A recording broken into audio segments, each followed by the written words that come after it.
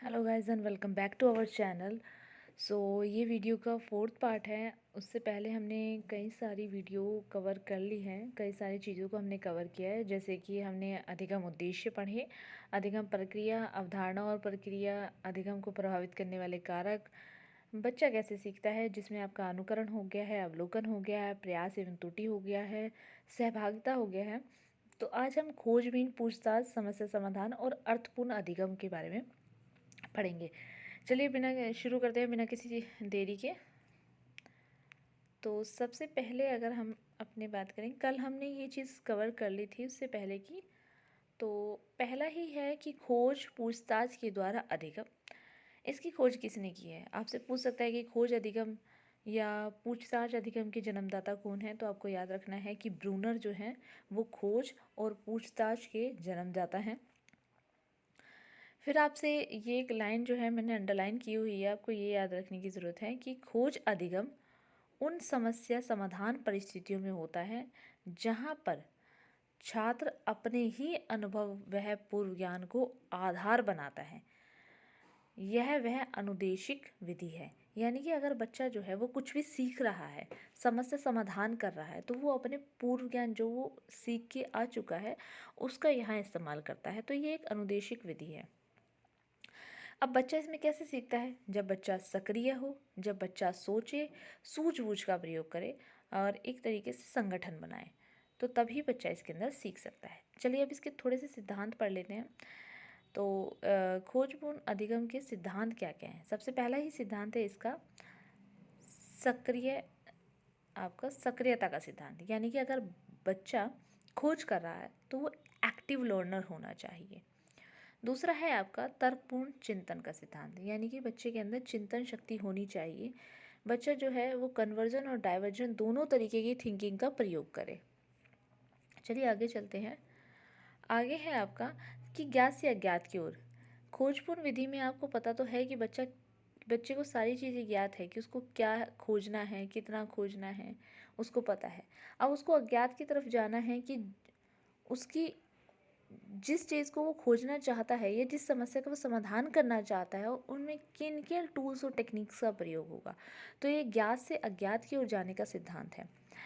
बच्चे को पता है कि उसको किस विषय पर खोज करनी है, तो ये जो है वो उद्देश्यपूर्ण अनुभव का सिद्धांत है, यानी बच्चे के पास एक अपना खुद का गोल होगा कि भाई मुझे ये चीज़ करनी है। आखिर है आपका विकल्पों की खोज का सिद्धांत। इसके अंदर बच्चा जो है वो सिर्फ एक ही तरीके से नहीं कार्य करेगा, सिर्फ कन्वर्जन रूप से ही वो नहीं चिंतन करेगा, वो डाइवर्जन भी करेगा, यानी कि वो विकल्पों को खोजेगा, वो एक से अधिक चीज़ों से अपनी समस्या का समाधान करेगा। चलिए आगे चलते हैं। खोजपूर्ण अधिगम में अध्यापक समस्या का निर्माण करता है। अध्यापक समस्या का निर्माण करता है और उस समस्या को सीधे सीधे क्या कर देता है? विद्यार्थियों को दे देता है। अब खोजपूर्ण अधिगम में ये कुछ पॉइंट्स हैं जो आपको याद रखने हैं। खोजपूर्ण अधिगम में बालक एक वैज्ञानिक होता है, वह एक सकारात्मक अधिगम करता होता है, यानी कि एक्टिव लर्नर होता है। फिर है अवधारणाओं को तथ्यों से तुलनात्मक रूप से देखता है, यानी कि जो भी आपके फैक्ट है उनको वो अच्छी तरीके से तुलना करके देखता है कि मैं किस तरीके से क्वेश्चन को अच्छी तरीके से सॉल्व कर सकता हूँ या कौन सी अपनी समस्या का समाधान मैं किस आधार पर कर सकता हूँ। चलिए आगे चलते हैं। उदाहरण, इस उदाहरण में खोजपूर्ण अधिगम एक समूह प्रयास था। खोजपूर्ण अधिगम व्यक्तिगत भी हो सकता है। तो ये आपको एक स्टेटमेंट के थ्रू वो पूछ सकता है कि खोजपूर्ण जो अधिगम है वो एक सामूहिक अधिगम है या व्यक्तिगत अधिगम है। तो ये आपका सामूहिक भी हो सकता है और व्यक्तिगत भी हो सकता है। तो अगला है, आप खोजपूर्ण अधिगम के लिए कैसे प्रोत्साहित कर सकते हैं, यानी आप खोजपूर्ण अधिगम को किस तरीके से प्रोत्साहित कर सकते हैं। ये आपसे ये क्वेश्चन जो है मॉडिफाई करके भी पूछ सकता है कि इसमें अध्यापक के जो कर्तव्य होते हैं वो कौन कौन से होते हैं। तो आपको याद रखना है कि अध्यापक क्या करेगी? सबसे पहले तो उनके सामने एक समस्या लाएगी, एक समस्या का निर्माण करेगी, उन्हें प्रोत्साहित करेगी कि वो समस्या को पहचाने कि भाई क्या समस्या है। उन्हें कक्षा कक्ष में क्रियाकलापों में व्यस्त रखेगी और क्रियाकलाप भी ऐसे नहीं होंगे, किसी समस्या से ही जुड़े हुए होंगे या किसी प्रक्रिया से जुड़े हुए होंगे। फिर अपसारी चिंतन हेतु उन्हें प्रोत्साहित करेगी कि बच्चा जो है वो सिर्फ डाइवर्जन ही नहीं सोचे, वो सिर्फ कन्वर्जन ही नहीं सोचे, वो डाइवर्जन थिंकिंग अपनी रखे। तो यही इस पूरे के पूरे पैराग्राफ में आपको कहा गया है। सो आपको पॉइंट्स ध्यान रखने हैं, आपको इतना सब कुछ पढ़ने की ज़रूरत नहीं है। सिर्फ आप, अगर आपके दिमाग में वो पॉइंट होंगे तो आप अच्छे से क्वेश्चन को सॉल्व कर लेंगे। बाकी इसके अंदर और कुछ नहीं है, मैंने रोका हुआ है, आप चाहें तो पढ़ सकते हैं इसको अच्छे तरीके से। देखिए ये पॉइंट आप पढ़ लीजिए। बल्कि आपको शिक्षण का मुख्य उद्देश्य बच्चों को उन क्रियाकलापों में व्यस्त करके पूछताछ करना है जिसमें परिभाषित करने की, प्रश्न पूछना, अवलोकन करना, वर्गीकरण करना, सामान्यीकरण करना, जांच करना, लागू करना आदि की क्रियाओं का विकास होता है, आदि प्रतिक्रियाओं का विकास होता है। तो ये आपको ध्यान रखना है, बाकी इसमें कुछ भी ऐसा नहीं है। चलिए आगे चलते हैं। आगे यहाँ पर भी इसमें कुछ पॉइंट्स दिए हुए हैं। सबसे पहला है कि आपको पूछताछ विधि में या खोजपूर्ण विधि में आपको विद्यार्थी परस्पर क्रिया को बढ़ावा देना चाहिए। आपको अध्यापक विद्यार्थी क्रिया पर ध्यान नहीं देना चाहिए। विद्यार्थी खुद से ही पूछताछ करे, विद्यार्थी खुद से ही सारा कार्य करे, तो आपको विद्यार्थी परस्पर क्रिया को बढ़ावा देना चाहिए। आपको एक ऐसे मस्तिष्क का डेवलपमेंट करना है जो कि खोजपूर्ण हो, यानी कि आपको बच्चे के अंदर जो है वो सिर्फ एक अधिगमकर्ता नहीं डेवलप करना, आपको बच्चे के अंदर एक साइंटिस्ट पैदा करना है, एक मनोवैज्ञानिक रूप उसके अंदर देना है। तो यहाँ पर आपका यही चीज़ लिखा हुआ है जो मैंने यहाँ पर कंसिडर कर दिया है आपका, और इसमें यहाँ आपको कुछ खास नहीं मिलेगा, इसलिए मैंने इसको स्क्रॉल कर देती हूँ। आप देख लीजिए, अगर आपको ऐसा लगता है कि आपको पढ़ना चाहिए तो आप देख लीजिए। चलिए आगे चलते हैं। यहाँ एक मैथ का कॉन्सेप्ट दिया हुआ है जिसको पढ़ाने वाली हैं आपकी मिस गीता। तो यहाँ पर एक त्रिभुज की अवधारणा को उन्होंने पढ़ाया है। उसने बच्चे से विभिन्न प्रकार के त्रिभुजों के बारे में पूछा। बच्चे ने त्रिभुज के बारे में ये आंसर आपको उनको दिए। तो यहाँ पर क्या है कि समस्या की चुनौती बच्चे को पूर्व ज्ञान का उपयोग करते हुए समाधान प्राप्त कराती है। बच्चे के अंदर कहीं ना कहीं कोई पूर्व ज्ञान जरूर छुपा होता है जिसकी वजह से वो परिस्थिति की समस्या का समाधान कर सके, तो वही आपको बताया हुआ है। अब समस्या समाधान के लक्ष्य हम देख लेते हैं कि लक्ष्य क्या क्या होते हैं। तो सबसे पहले तो होता है कि उद्देश्य को प्राप्त करना। आपके जो भी ऑब्जेक्टिव सेट होते हैं तो आप सबसे पहले क्या करेंगे, उनको प्राप्त करेंगे। दूसरा होता है उद्देश्य प्राप्ति के मार्ग में आने वाली कठिनाइयाँ, कि कौन कौन सी डिफ़िकल्टीज आपको फेस करनी होती है जब आप जो है अपने उद्देश्य को प्राप्त करने की सोचते हैं। फिर तीसरा है सम्मुख आई समस्या को हल करने की योजना बनाना और उद्देश्यपूर्ण आक्रमण करना। यानी जो भी आपके पास समस्या आई हुई होगी उसकी आप योजना बनाओगे कि आप इसको किस तरीके से समस्या को हल कर सकते हैं। समस्या की पहचान करना, उसको परिभाषित करना, ये भी इसके स्टेप में आ जाएगा। समस्या का विश्लेषण करना, समस्या का संश्लेषण करना, यानी संश्लेषण में व्याख्या करना आ जाता है इसका, और परिकल्पना का निर्माण करना, यानी एक हाइपोथेसिस आप यहाँ से फॉर्म करेंगे। चलिए ये देख लेते हैं। समस्या समाधान लक्ष्य क्या क्या है? उद्देश्य, मार्ग में आने वाली कठिनाइयाँ, योजना बनाना, समस्या समाधान करना, विश्लेषण करना, संश्लेषण करना और परिकल्पना का निर्माण करना। आई होप आपको ये चीज़ क्लियर हुई होगी। चलिए आगे चलते हैं।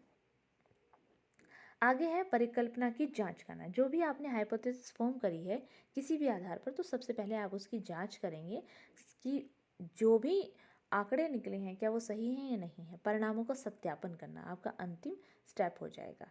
तो ये है आपको ये चीज़ समझ में आ गई होगी कि कैसे हम जो है खोजबीन और पूछताछ विधि को हम पढ़े हैं, और समस्या समाधान के किस तरीके से हमने स्टेप्स देखे, समस्या समाधान के लक्ष्य कौन कौन से हैं, ये हमने अभी पढ़ा। आगे चलते हैं। आगे है बच्चे के द्वारा समस्या को प्रस्तुत करने, समस्या का समाधान करने में शिक्षक की महत्वपूर्ण भूमिका होती है। अब यहाँ से आपके शिक्षक की भूमिका आ जाती है। तो ये चीज़ आपको बहुत अच्छे से देखनी है, क्योंकि डीएसएसबी हो या केवीएस हो, सबसे पहले वो ज़्यादातर जो क्वेश्चन देता है वो टीचर रोल पर देता है कि टीचर का रोल क्या होगा। तो समस्या समाधान में पहली बात तो टीचर को समस्या का सर्जन करना है, यानी कि एक ऐसी परिस्थिति पैदा करनी है जिसके अंदर समस्या हो वो बच्चे के सामने प्रस्तुत कर देनी है। कक्षा में भय मुक्त वातावरण का निर्माण करना है कि बच्चा जो है वो आपसे डरे नहीं, हिचके नहीं। अगर उसे कोई भी समस्या है या आपने उसके समक्ष समस्या प्रस्तुत की है तो आप बहुत ही पोलाइट वे में उसको समझाएं और बच्चा जो है वो उसको समझे। तो बच्चे के लिए भय मुक्त वातावरण का आपको इस्तेमाल करना है। उसके बाद है, जो भी आप समस्या बच्चे को दे रहे हैं आप उसकी बच्चे की सहायता करेंगे, सिर्फ सहायता करेंगे, उसको समझाएंगे कि भाई ये है, इसमें ये कार्य करना है। फिर आप समस्या का विश्लेषण करने में बच्चे की सहायता करेंगे। फिर आप परिकल्पना का निर्माण कराएंगे और अंत में बच्चों में जटिल सोच, मुक्त मस्तिष्क, पूछताछ करने का साहस और खोज का विकास आप करेंगे।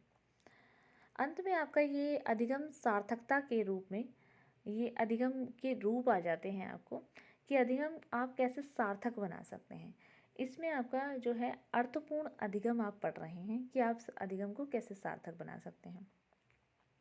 यह जो है आपका अर्थपूर्ण अधिगम का पाठ है, जिसमें एक आपको अंग्रेजी विषय की अध्यापिका दिखाई हुई हैं, मिस सुष्मिता, जो कक्षा 6ठी में अपने बच्चों की बरसात का मौसम प्रकरण पर निबंध लिखने की सहायता कर रही हैं। शुरुआत में उसने बच्चों की प्रतिक्रिया जानने के लिए एक साधारण प्रश्न पूछा, उनके दिमाग में क्या विचार आते हैं जब मैं आपसे कहती हूँ कि बरसात हो रही है। तो यहाँ पर जो अध्यापिका है वो क्वेश्चन पूछ रही है और बच्चों की प्रतिक्रिया जांच रही है कि किस तरीके की प्रतिक्रिया बच्चों के द्वारा दी जा रही है। चलिए आगे चलते हैं। बेसिकली क्या है, अर्थपूर्ण अधिगम में यह है कि जब भी आप किसी भी अवधारणा को देख रहे हैं तो आप उसको कितना ग्रहण कर रहे हैं, कितना समझ रहे हैं, वो होता है आपका अर्थपूर्ण अधिगम। तो यहाँ पर दिया हुआ है, यह अबोधन है जो अलग अलग व्यक्तियों का अलग अलग होता है। अबोधन मतलब अंडरस्टैंडिंग। ये अबोधन है जो अलग अलग व्यक्तियों का अलग अलग होता है। अबोधन को किसी व्यक्ति के कार्य करने के ढंग से समझा जाता है। जब बरसात हो रही है तो कुछ व्यक्ति बारिश से बचने के लिए छत के नीचे दौड़ते हैं, अन्य बारिश में भीग के उसका मज़ा लेते हैं। तो एक तरीके से आप कह सकते हैं कि अर्थपूर्ण अधिगम क्या हो गया, अबोधन अधिगम क्या हुआ, कि ऐसा अधिगम जो हर एक व्यक्तिगत मस्तिष्क पे डिपेंड होता है। यानी मस्तिष्क किस तरीके से उसे सोचता है, समझता है, उस पर अपनी प्रतिक्रिया व्यक्त करता है, वही है आपका अर्थपूर्ण अधिगम। हालांकि यहाँ से कोई क्वेश्चन इतना पूछा नहीं जाता और इतना ज़्यादा ये डीप में भी नहीं है, बस आप इसको देख लीजिएगा। चलिए आगे चलते हैं। अब अर्थपूर्ण अधिगम में से जो इम्पॉर्टेंट है, जहाँ से क्वेश्चन पूछा जाता है, तो वो है शिक्षक के रूप में अर्थपूर्ण अधिगम को बढ़ावा देने के लिए आप कैसे एज अ टीचर, आपका क्या रोल होगा कि आप जो है अर्थपूर्ण अधिगम को बढ़ावा देंगे। तो सबसे पहले ही आपका आ जाएगा कि कक्षा में किसी अधिगम क्रियाकलापों की शुरुआत करने से पहले आपको प्रत्येक बच्चे के क्रियाकलाप से संबंधित पूर्व ज्ञान की जानकारी ले लेना। आपको पता होना चाहिए कि बच्चा इसके बारे में क्या सोचता है और बच्चे को इस प्रतिक्रिया के बारे में कितना ज्ञान है। पूर्व ज्ञान के अतिरिक्त आपको रुचि प्रवृत्ति की विस्तृत जानकारी होनी चाहिए। आपको पता होना चाहिए कि भाई उस बच्चे की किस में रुचि है, उसकी प्रवृत्ति कैसी है और कैसे वो इस समस्या का समाधान कर पाएगा। फिर नेक्स्ट आता है, आपको विद्यालय और कक्षा में सौंदर्यपूर्ण वातावरण का सर्जन करना है। यानी आपको एक ऐसा वातावरण बनाना है जो सौंदर्यपूर्ण हो, बच्चा उसमें अच्छे से चर्चा कर सके, बच्चा उसमें सेटल हो सके, बच्चे को भय मुक्त आपको वातावरण प्रोवाइड करना है। अवबोधन को शामपट्ट पर रिकॉर्ड करना चाहिए ताकि सभी बच्चे सभी कथनों को देखें। यानी कि अगर किसी की भी एक की भी प्रतिक्रिया आपको दिखाई देती है, आपने कोई भी क्वेश्चन किया और बच्चों ने अलग अलग प्रतिक्रिया दी, तो आपको वो प्रतिक्रिया तुरंत ब्लैक बोर्ड पर लिखनी है ताकि सभी बच्चों को ये पता चल सके कि अच्छा ये प्रतिक्रिया भी इसकी हो सकती है, इस तरीके से भी इसका आंसर हो सकता है। आई होप आपको ये चीज़ क्लियर हुई होगी। आज हमने दो आपकी विधियाँ पढ़ी हैं, एक है समस्या समाधान और एक है अर्थपूर्ण अधिगम। आई होप आपको ये सारी चीज़ें क्लियर हुई होगी। अगर आपको अभी भी कोई डाउट है तो आप कमेंट बॉक्स में कमेंट कर सकते हैं और आगे इसको कंटिन्यू करेंगे अगले वीडियो में। Thank you so much for watching this video. Please like, share and subscribe.